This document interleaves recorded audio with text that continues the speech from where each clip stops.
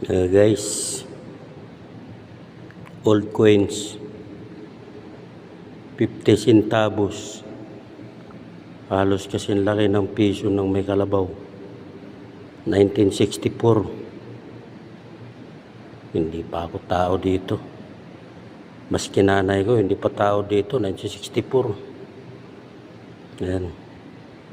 Walang kung silver ba to or ano eh. Parang silver eh. At meron siyang ano sa likod, the Central Bank of the Philippines. Ito. Parang silver to eh. Kano kaya ang value nito? Ito.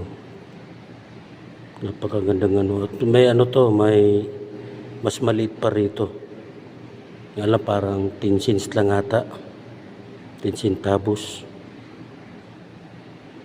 Alam ko may halaga to. O kung mayroon kayo nito, i-push nyo na. Sakali magkasundo tayo.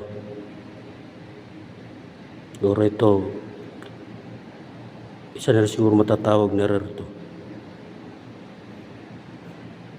Kasi hanggang dito lang muna guys.